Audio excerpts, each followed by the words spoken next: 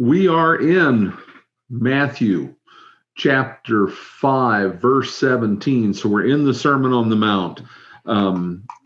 Key section of the Gospels, definitely a key section of the Gospel of Matthew. And one of the things we need to get our minds around is this. When Jesus was teaching, here he's, and I've said to understand this, you need to know he was teaching his disciples. He was teaching people who already believed. He was teaching people who literally were following him. They followed him to a mountain. He walked up on the side of the mountain. They all sat down and he started to teach. There's that natural amphitheater that was there. He could speak and everyone could hear him. And I have talked to people who have been there, I have not, who have been there and said, when you stand there, when somebody stands up there and speaks, you can hear them far, far away. It just clear as can be, natural amphitheater, God's own design, probably just for this occasion.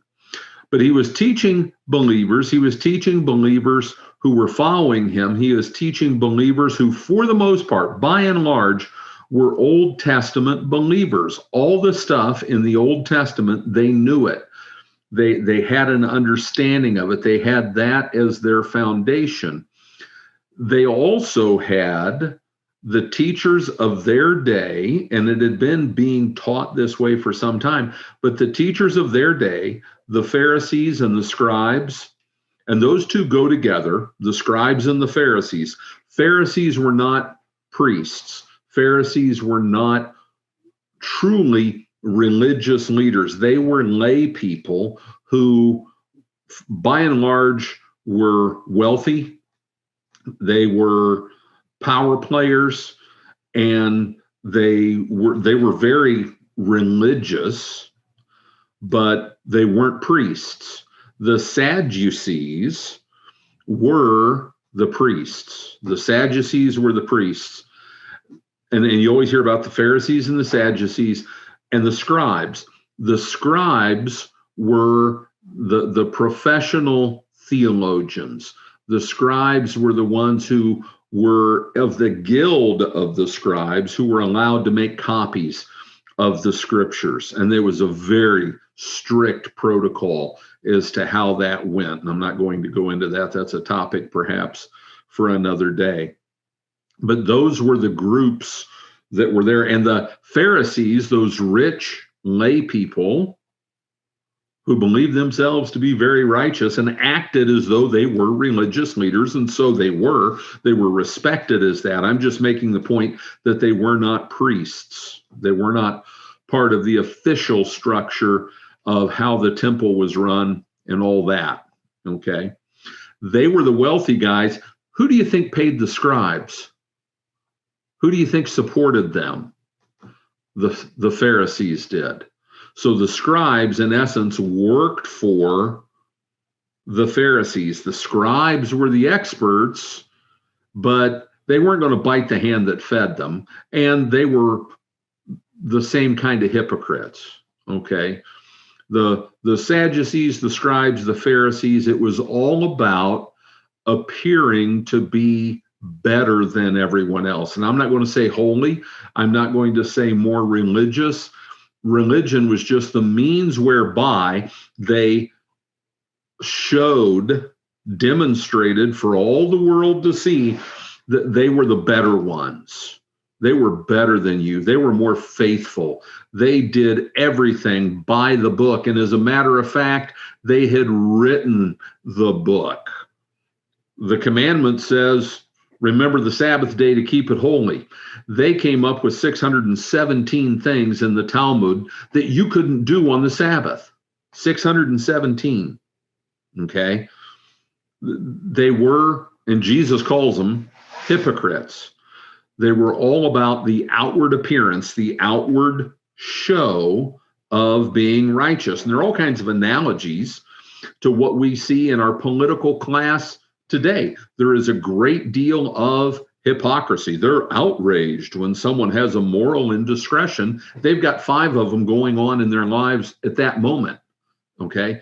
It's all about what shows. It's all about the externals. In what we just went through last week, to the hoi polloi. Hoi polloi is a term like the nobodies, the people. Hoi polloi literally means the people, the masses, okay? This Jesus guy comes along, and when he spoke and the stuff that he did, nobody could deny that this guy was a player. He was a major figure. None of them had ever seen anyone like him. When he spoke, everyone said he speaks as one who has authority and not like the scribes. The scribes would just tell you what the book said. It was all about what the book said. They'd written the book. There was no passion. There was no faith. There was no mercy. There was no mercy, which the Hebrew term is chesed, just that heartfelt kindness that God has to us. There was none of that. Jesus came along and blew it all up, basically. He blew it all up. It wasn't ever what he wanted to begin with.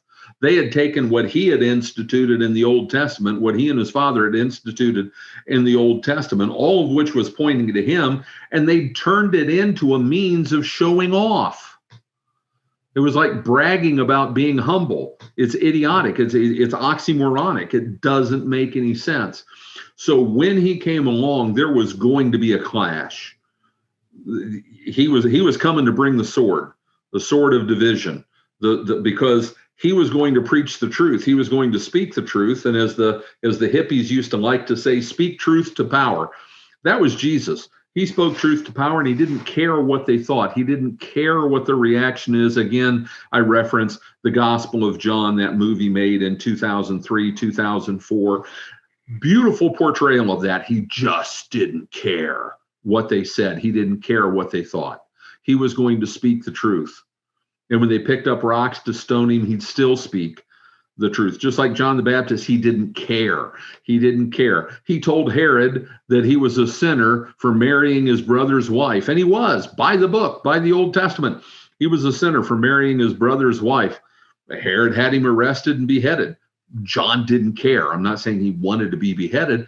He was going to say what needed to be said because he was a light. He was a voice crying in the wilderness, pointing out to Jesus.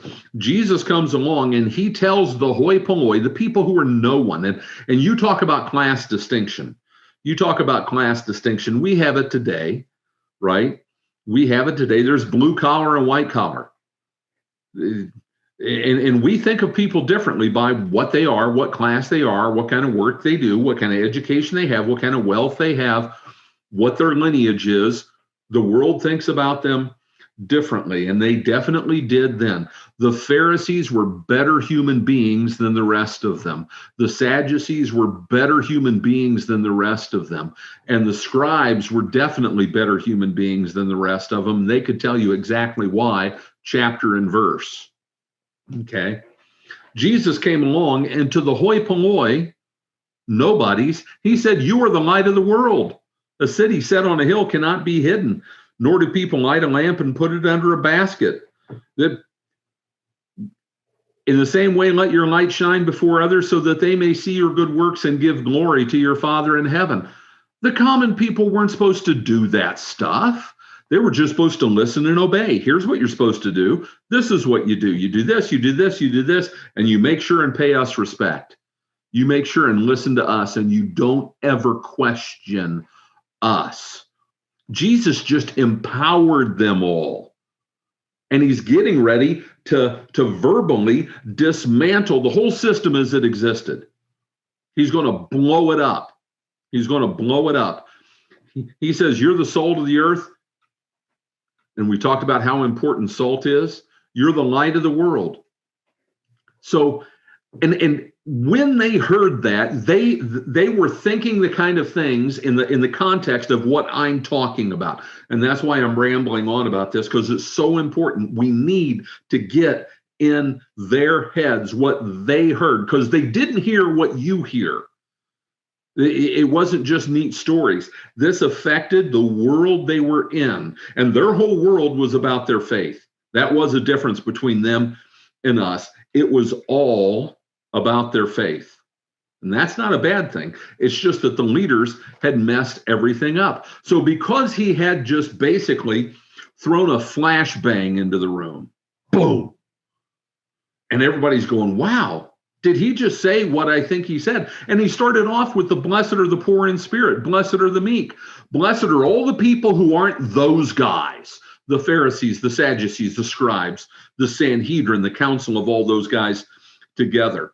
Blessed are you, not them. They persecute us, the leaders who persecute the prophets who came before. If they persecute you, you're blessed. He took the whole thing and turned it on its head. And their heads were spinning. They weren't just sitting there going, oh, this is a better than average sermon. Oh, I think I'll stay awake this week.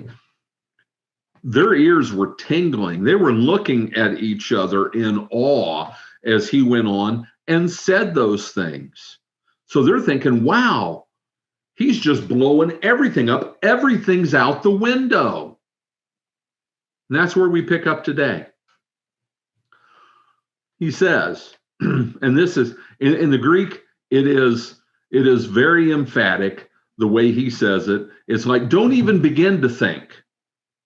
Because again, Greek is, as far as verbs go, it has, compared to our verbs are like crippled little sheep compared to a Greek verb that's secretariat at Belmont, when he beat them all by 26 and a half lengths. That's the difference. Greek verbs, boom, precision, accuracy. They can say so much more. Don't even begin to think that I have come to abolish the law or the prophets. Whenever they referred to the Bible, they referred to the law and the prophets. And sometimes they threw in the other books, the minor prophets, the other little books, things.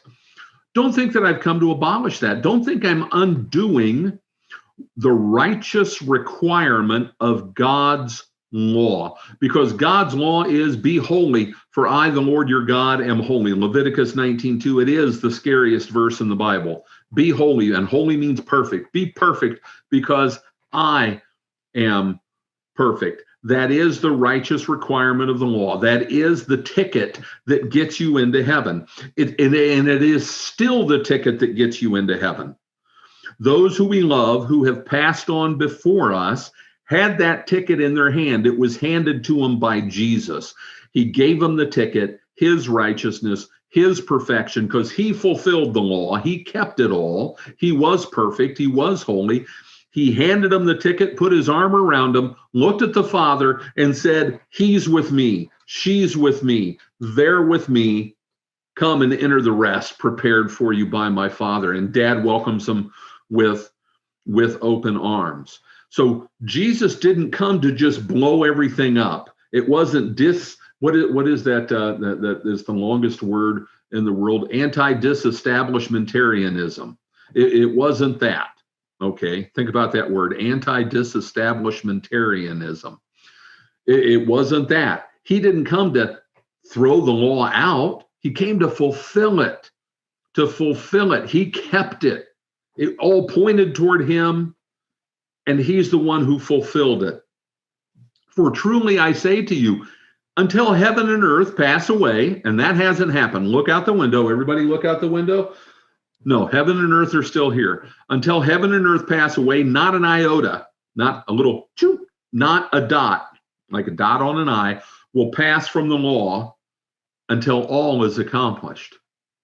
When is all going to be accomplished? See the book of Revelation. That's what he's talking about. Until the Lord Jesus comes back on the clouds, riding on the clouds, and every eye will see him, even those who pierced him. Until then, all of this is still in effect. The law is the requirement of the law. And I'm not talking about the ceremonial law. Do this at this time, do this festival, that stuff. No, the moral law. The moral law. Don't kill. Don't commit adultery. Don't covet. Love the Lord your God with all your heart, with all your soul, with all your mind, and your neighbor as yourself. All of that is still required. It is required. And really, what Jesus is saying here, the theme of the Sermon on the Mount is that the children of God in the righteousness that is theirs. That's what this picture is all about. Think about that. You are the children of God, and he's teaching you about the righteousness that is yours. He's given it to you. God wants us to keep the law. It's not some old thing that doesn't apply to us in the New Testament. You want to know how to please God, and it should be my heart's desire. I mean, I can't do it perfectly. I couldn't do it perfectly. I never will be able to do it perfectly. So Jesus came and did it perfectly for me, died for my sin because I couldn't, and rose from the dead so that he could give me his righteousness. Okay? With all of that, he did that for me. Wow, what do I have to do to make him happy? What do I have to do to make him happy? A husband with a new wife, what does he want to know? What do I do to make her happy? I love her. I can't believe she married me. Wow. What do I do to make her happy? Well, when it comes to keeping our Heavenly Father, to make him happy, and it's not that we get anything for it. What can we get? What can we get? We've already got salvation. What more can I get? I just want to please him. In the end, I want him to say, well done, good and faithful servant. Enter the rest prepared for you by my Father. Well done. I want to be faithful. How do I know how to be faithful? Love the Lord your God with all your heart, with all your soul, with all your mind, your neighbor as yourself. Remember the Sabbath day to keep it holy. On and on and on through the commandments. That's how I do it. But he's given me that righteousness. He's given me the ability, and I'm never perfectly, because I'm always a sinner in this world. John's now free from that. I'm not. I'm still here struggling with it. But he's given me the ability to please him, because it's only through faith that we please God. But the requirement of the law is in effect until all is accomplished. Therefore, whoever relaxes one of the least of these commandments, that stuff doesn't matter anymore, and teaches others to do the same will be called least in the kingdom of heaven. He's not saying you're out, but man, you're falling down the chain of command, right? But whoever does them and teaches them will be called great in the kingdom of heaven. I want to teach as well as I can what God's word teaches. He didn't throw it all out. It all still matters. The Old Testament still matters. That's why we spend Sunday morning on it. It all still matters, but it's all about Jesus. That's all different. Okay? For I tell you, unless your righteousness exceeds that of the scribes and Pharisees, you will never enter the kingdom of heaven. They heard that, and I tell you, Dad looked at mom looked at grandma, Dad looked at grandpa and go, whoa, that's heavy duty. But how does our righteousness exceed that of the scribes and Pharisees? And he's getting ready to point out that all of their righteousness, it's a show, it's a farce. It's not from the heart. It's not from the heart. I can do all of the things I should do for my family. I can do all the things I should do for my wife. If they don't know that it's from the heart, what does it mean? It's nothing. You're just checking off boxes. It doesn't mean anything to you. You're saying all the right words. You're doing all the right things, but it's not there. It's not from the heart. So how can your righteousness exceed that of the scribes and Pharisees? Paul says in Philippians 3:9, I want to be found in him, not having a righteousness of my own that comes from the law, as if by keeping the law I can make myself righteous, but that which comes through faith in Christ, the righteousness from God that depends on faith. That righteousness, true righteousness from the heart, exceeds the righteousness of the scribes and Pharisees. He wasn't telling them something here, trying to scare them, like saying, oh, you think it's tough? You got to be more holy than those guys. He wasn't holding them up as something to be admired and looked up to. And he's about to, piece by piece, start to dismantle the way they taught the law. Because to them, it was just the law. It was just black and white in the book. And I talked about this last time. If you look, you can see the headings here, but you see where I've got that yellow accent box. You have heard that it was said, and then he goes on about anger. You have heard that it was said about lust. You have heard it was also said about divorce. Again, you have heard that it was said. He's going to say they're teaching the right thing all in the wrong way. And if you teach the right thing the wrong way from the wrong motivation, it's nothing. It's empty. You have heard that it was said to those of old, you shall not murder, and whoever murders shall be liable to judgment. Now, it does say that. It says it in Exodus 20 and Deuteronomy 5, where the 10 Commandments are given. But Jesus, in all of these things, what he's doing is he's saying, here's what it says on the surface, and you can just take the spirit out of it, because love is the fulfillment of the law. You can take the spirit out of it and just obey the words. Okay, I've never killed anybody. And I can say that. I've never killed anybody. I had somebody one time telling me when he was teaching in a rehab center down in Peru, he was talking about things that you don't want to do because, these guys come from a different background altogether, and they were all believers now, but he said he used it as an example. He says, it's not like anybody here has killed anybody. And he saw some heads go down. It was like, well, has somebody here killed anybody? He goes, that's a question I shouldn't have asked. And some hands went up. And then he had to deal with that, which probably was a good thing. But most of us can say, I haven't ever murdered anyone. I can say that. It doesn't mean I haven't broken the fifth commandment, because Jesus says, but I say to you, see, so you have heard that it was said, but I say to you, and again in the Greek, it's even more emphatic, the construction that's used there. It's like polar opposites. But I say to you that everyone who is angry with his brother is liable to judgment. Whoever insults his brother will be liable to the council, and whoever says you fool will be liable to the hell of fire.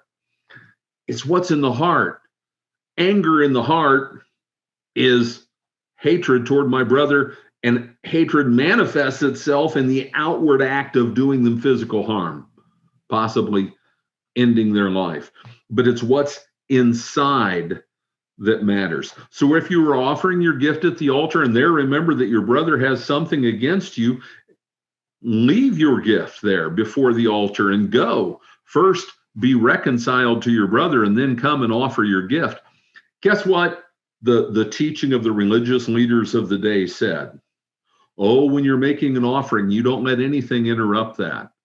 You have to do it just the way you're supposed to do it. It's about the dry, dead, meaningless letter of the law. Because the letter of the law, the offering means nothing if it's not coming from a heart that's truly penitent over sin. Well, if I'm truly penitent over sin and I'm making this offering to atone for that sin, and I realize, whoa, I had something I didn't take care of as far as something between me and my brother. Yeah, I should leave the gift there. I'm not ready to do that yet. I need to go make things right here. So with this, Jesus is basically saying, what they have told you, don't listen to it. It's wrong. It's wrong. And there were Pharisees and scribes and Sadducees and their spies there, and they knew exactly what he was saying. He was saying they were in the wrong. Come to terms quickly with your accuser while you were going with him to court, lest your accuser hand you over to the judge and the judge to the guard, and you be put in prison. This is like the debtor prison thing. Truly, I say to you, you will never get out until you have paid the last penny. He's saying, make it right. Make it right. If you owe someone an apology, if you need to confess a sin to them that you did something wrong, make it right. Stop whatever you're doing to, on the outward appearance, make it look like you're holy and just, and go do the real stuff. And you know what the real stuff always is? In relationships, in faith, you know what the real stuff always is? It's hard. No one likes to apologize. No one likes to say, wow, I'm really sorry. That was a lousy thing for me to do. We can get better with that with time and hopefully not need to do it as much, but no one likes to do that. It's much easier to make an outward pretense and look holy and just, and it means nothing. It means nothing. What's in the heart? What's in the heart? Lust. You have heard that it was said, you shall not commit adultery. That's all you got to do.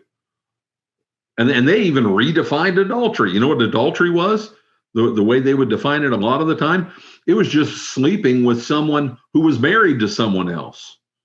If it wasn't someone who was married to someone else, well, then maybe it wasn't really adultery because she wasn't committed to someone else. They kind of played games with it fast and loose, because you can do that with the dry, dead letter of the law. But I say to you, Jesus says, that everyone who looks at a woman with lustful intent has already committed adultery with her in his heart. And the way it says that, but I say to you that everyone who keeps looking at a woman, he's looking. It's an ongoing action, not just who looks. Everyone who is looking is a pattern of behavior, and he's looking at women with lustful intent. Hey, anybody knows, and it can be said here, it says that everyone, that's a masculine. Pos, it's pos, is men, every man. And I'm not saying lust doesn't go both ways. Lust doesn't go both ways. It does. It does. But we also know that for the most part, it's different. It's more of a guy thing because they're the pursuer, generally speaking. Okay. And every guy knows that if he's looking at a woman with lustful intent, he's already committed adultery with her. Where? Not in the bed, in his heart, because it's the heart that matters. It's the heart that matters. And then there's excuses, right? Well, I can't help it. It's just the way God made me. I'm oversexed. I had a guy in college tell me that. I can't help it. I'm oversexed. I like women too much. Thankfully, he decided not to become a pastor. If your right eye causes you to sin, tear it out and throw it away. For it is better that you lose one of your members than that your whole body be thrown into hell. Does your right eye, is Jesus saying, if you have a problem with lust, tear your eye out? No, it's hyperbole. He's using an extreme to make a point. It's not your eye, it's your heart, because your heart can control your eye, right? If your heart causes you to, if your heart, don't tear your heart out. If your right eye causes you to sin, tear it out and throw it away, for it's better that you lose one of your members than that your whole body be thrown into hell. And if your right hand causes you to sin, because what the eye sees, the hand's going to reach out and take. We saw that with David and Bathsheba, right? Great biblical example. His eye saw, and then through his minions, his underlings, he reached out and took. So if your right hand causes you to sin, cut it off and throw it away, for it is better that you lose one of your members than that your whole body go into hell. Again, in this New Testament of grace, and it's a wonderful thing, in this New Testament of grace, we can get sloppy with grace. And we get sloppy with grace by ignoring the law. Breaking the law, willful breaking of the law, has consequences. I've had people say to me, but I'm forgiven, while they intend to go on doing what they're doing in an affair or something like that.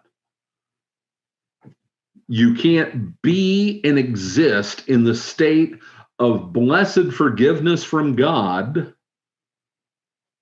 and in faithful appreciation of that, and then flaunt breaking his law and his will for you in his face. Sin injures faith, and the two will not continue to exist. And that's a bad thing. That's a bad thing. It has consequences. So again, back to Jesus saying, I didn't come to abolish the law. I came to fulfill it, and I want you, in the righteousness that I'm giving you, to understand that righteousness. I want you to let that righteousness shine so others see it and glorify your Father in heaven. Because how else can I let my light shine? How else can I do that than by keeping God's law, by being an example of faithfulness to Him? That's how it works. So next time we'll start with what is often very confusing, and it is because of the way it's translated. It's poorly translated. I will say that now, about divorce and on, and we'll keep moving through, but our time, unfortunately, is up. Okay. That concludes our broadcast for today. We publish our videos on YouTube, BitChute, and Brighteon. We hope you enjoyed this video, and if you did, please give us a like or a thumbs up. We invite you to subscribe so you can continue to receive our content. Also, please consider sharing this video with others. We love to hear from you, so please leave a comment below. This is Matthias 76, and together we will continue to decode the deception.